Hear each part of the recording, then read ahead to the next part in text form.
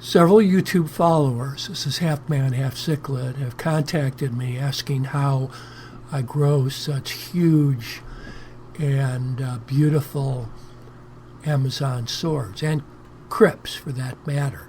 So join me so that you too can learn some of the secrets that I've learned in my experiments in growing extraordinary plants.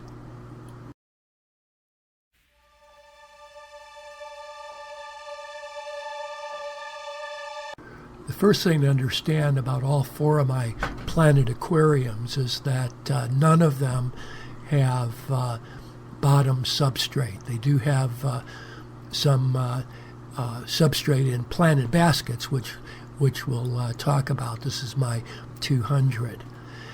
My 340, which I recently planted with Crypts. These are in 4 or 5 or 6, I should say, baskets. And again, we'll talk about how these baskets are set up. Both those aquariums, by the way, that I just showed you, had bottom mats, which I'll provide more detail on. Then my other 2 planted tanks, of which this is one, a 45-gallon, this has nothing on the bottom, just a glass bottom tank. The 200 and my 340 have a bottom mat, aqua decor rock-like bottom mat, which you can see. These are the type of pond baskets that I buy that are readily available commercially. They come in different sizes.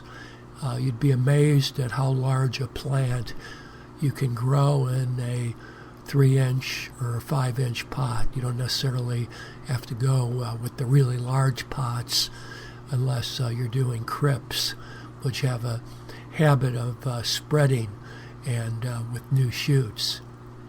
Here, I will use some stones, preferably flat stones, on the top of the substrate in the baskets once I put the plants in them to keep diggers like Geophagus from pulling out the substrate and the plants, and this works extremely well with my Geo.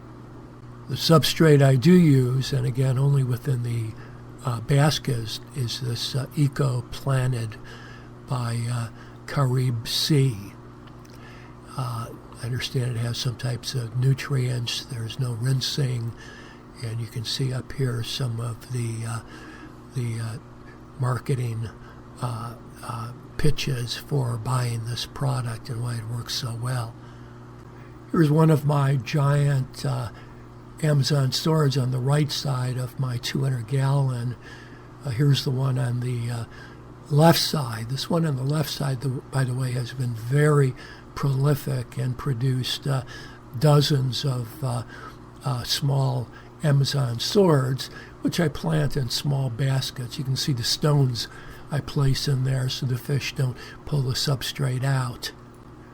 This is one of the crypts that I recently pulled out of the aquarium because it had gotten so big and the light was starting to be blocked for my anubias. What I did with the plant in the previous shot was to give it a haircut.